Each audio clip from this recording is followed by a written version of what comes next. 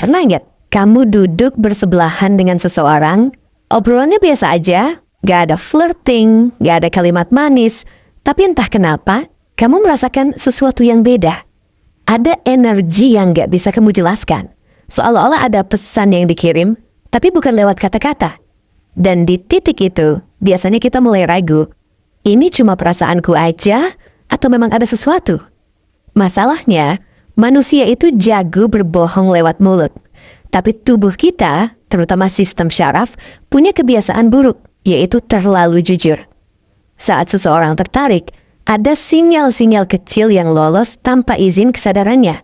Gerakan yang sekilas terlihat sepele, tatapan yang terlalu cepat untuk disadari, reaksi yang bahkan dia sendiri nggak tahu sedang terjadi. Di video ini, kita akan membedah 3 tanda bahasa tubuh yang sangat halus. Bukan yang klise, bukan yang sering kamu dengar. Dan terutama, tanda nomor 3. Karena inilah sinyal ketertarikan paling kuat yang hampir selalu disalahartikan sebagai hal biasa. Kalau kamu pernah merasa ada sesuatu tapi nggak yakin, mungkin jawabannya bukan di pikirannya, tapi di tubuhnya. Mari kita pikirkan. Kenapa bahasa tubuh seringkali lebih jujur daripada kata-kata? Karena sebagian besar reaksi tubuh tidak melewati proses berpikir sadar. Gerakan kecil, arah tubuh, hingga respons mata dikendalikan oleh sistem limbik, bagian otak yang bertugas mengatur emosi, rasa aman, dan ketertarikan. Artinya, sebelum seseorang sempat menyusun kata, tubuhnya sudah lebih dulu bereaksi. Kita nggak berhenti di kalimat, katanya kalau begini artinya begitu. Kita melihat pola, karena satu gerakan saja hampir tidak pernah cukup untuk menyimpulkan apapun. Seseorang bisa menyilangkan tangan karena dingin, bukan karena menutup diri. Dia bisa menatap lama karena melamun, bukan karena tertarik. Itulah kenapa konteks selalu lebih penting daripada satu tanda tunggal. Sebelum kita masuk ke tanda pertama, pegang satu prinsip ini, yaitu cluster of signals. Jangan cari satu bukti yang ingin kamu percayai, tapi lihat kombinasi reaksi yang muncul berulang. Saat beberapa sinyal kecil saling menguatkan, disitulah bahasa tubuh mulai berbicara dengan jujur. Sekarang, dengan pola pikir itu, kita bisa mulai decoding tanda yang pertama. Banyak orang mengira ketertarikan selalu muncul lewat gestur besar yang mudah dikenali. Cara duduk yang semakin mendekat, tubuh yang condong ke arah lawan bicara, atau sentuhan kecil yang terasa disengaja. Padahal, tanda ketertarikan yang paling jujur justru sering muncul dalam bentuk yang hampir tak terlihat oleh mata awam. Gerakan yang terlalu kecil untuk dianggap penting, tapi terlalu sering muncul untuk disebut kebetulan semata. Tanda pertama ini disebut micromimicry. Ini bukan soal meniru secara terang-terangan atau menyalin gerakan orang lain dengan sadar. Yang terjadi adalah penyelarasan ritme.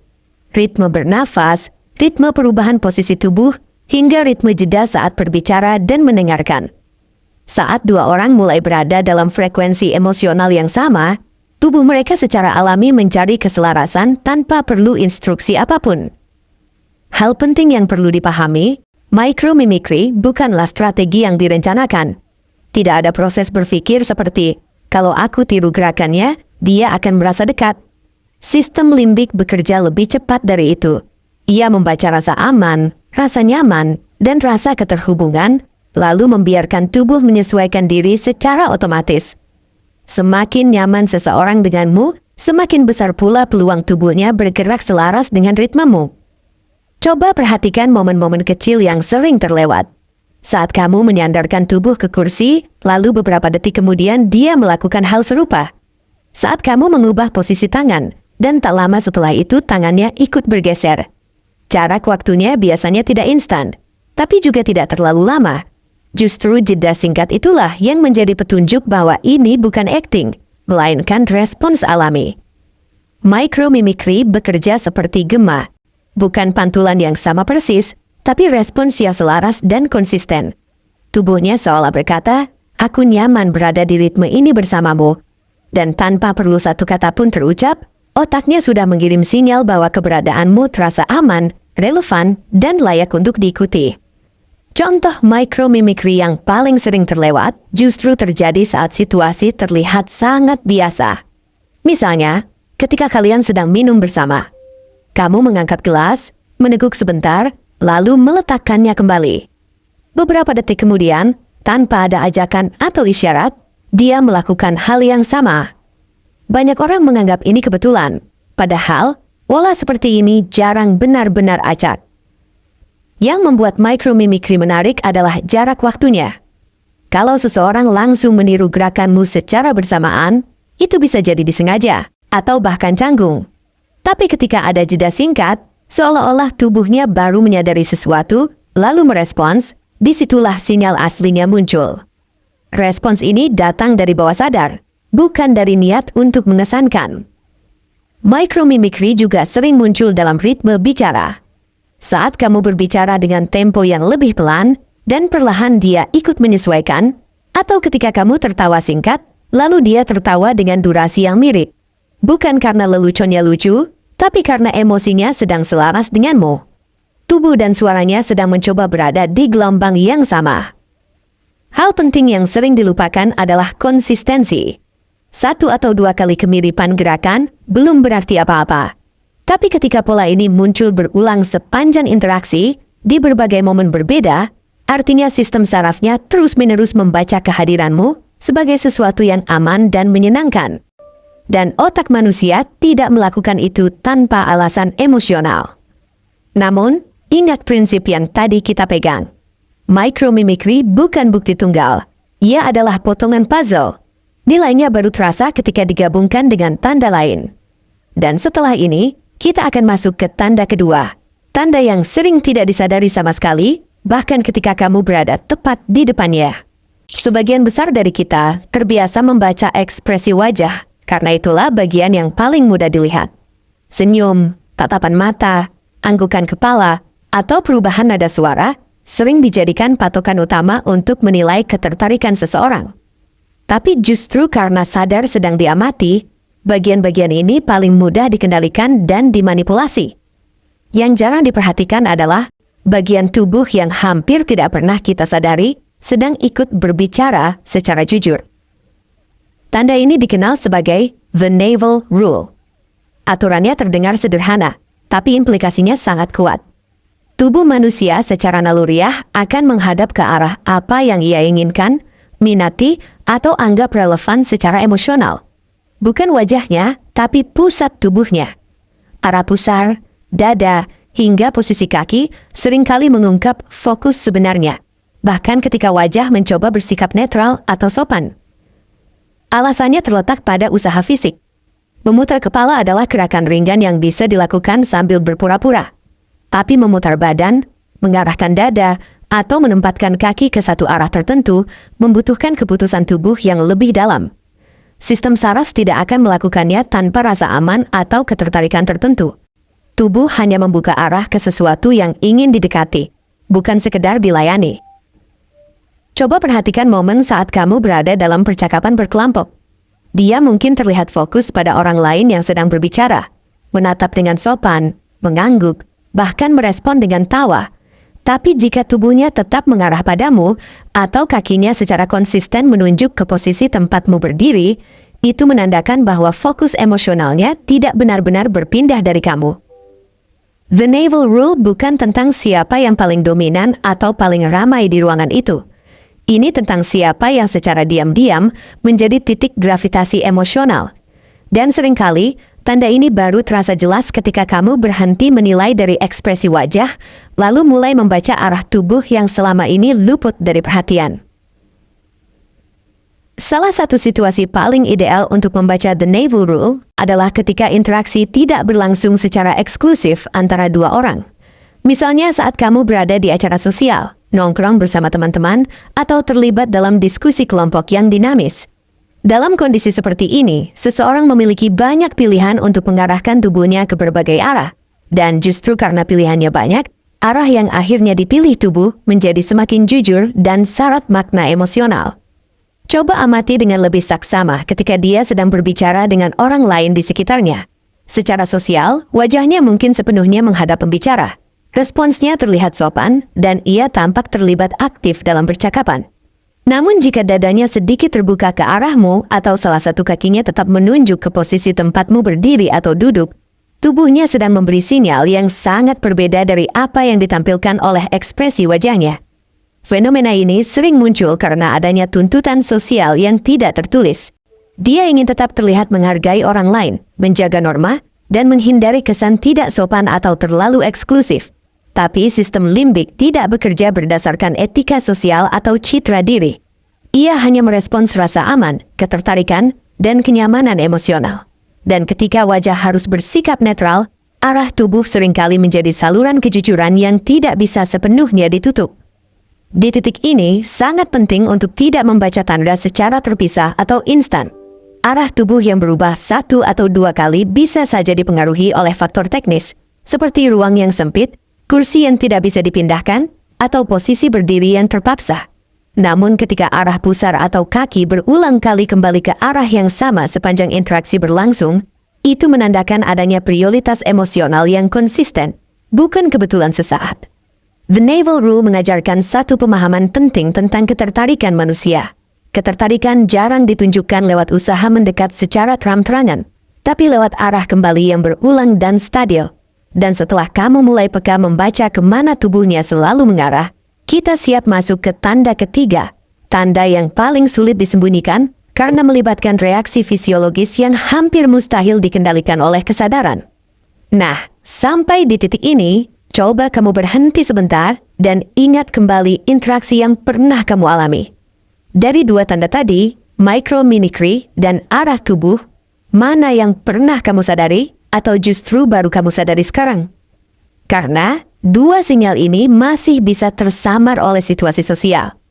Tapi, tanda berikutnya berbeda. Ia melibatkan reaksi tubuh yang tidak bisa diperintah, tidak bisa dilatih, dan hampir mustahil dipalsukan. Dan justru karena itulah, tanda ketiga ini sering lolos dari perhatian. Padahal, dialah pengakuan paling jujur yang dimiliki tubuh manusia.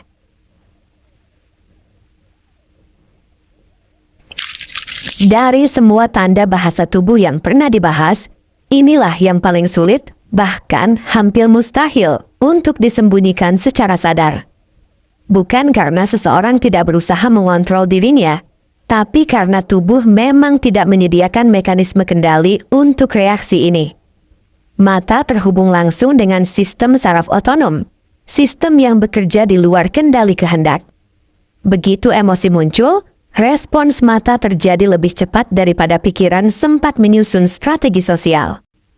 Saat seseorang melihat sosok yang memicu ketertarikan emosional, otak melepaskan dopamin, zat kimia yang berkaitan dengan rasa senang, motivasi, dan fokus.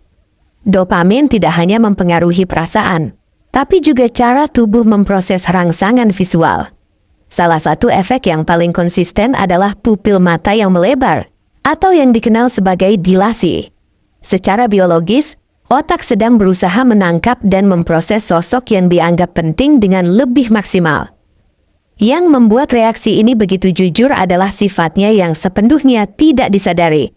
Seseorang bisa mengontrol ekspresi wajahnya, mengatur intonasi suara, bahkan berpura-pura tenang di situasi yang menegangkan.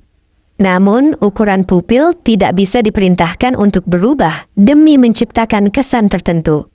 Ia hanya merespons apa yang benar-benar dirasakan tubuh pada detik itu, tanpa mempertimbangkan citra atau konsekuensi sosial. Selain perubahan pada pupil, ada satu kebocoran fisiologis lain yang sering muncul bersamaan, yaitu perubahan frekuensi berkedip. Saat berbicara dengan seseorang yang disukai, kedipan mata cenderung sedikit meningkat.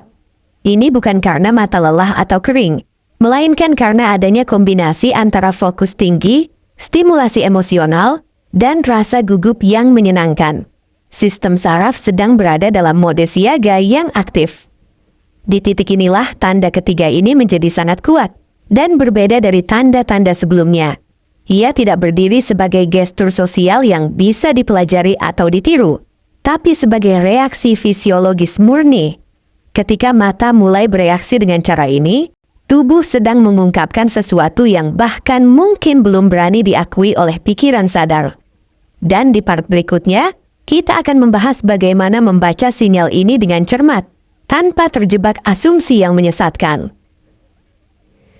Namun, membaca tanda ini tidak bisa dilakukan secara sembarangan atau terburu-buru.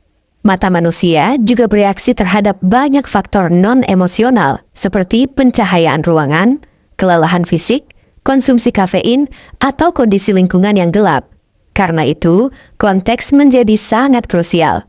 Pelebaran pupil yang bermakna biasanya muncul secara konsisten saat fokus emosional hadir, bukan sekedar respons sesaat yang muncul lalu menghilang tanpa pola yang bisa diamati.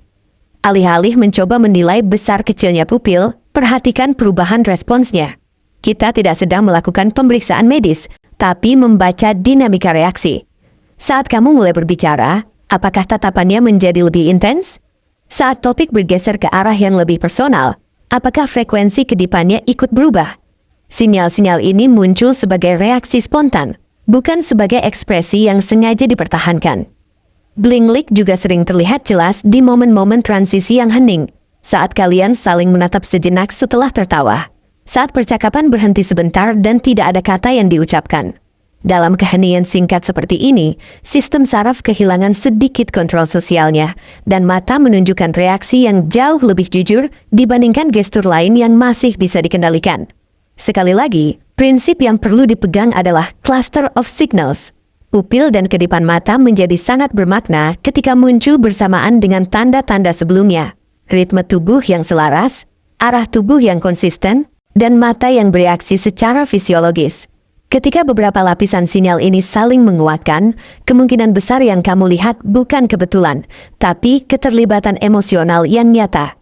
Bahasa tubuh tidak pernah dimaksudkan sebagai vonis mutlak tentang perasaan seseorang.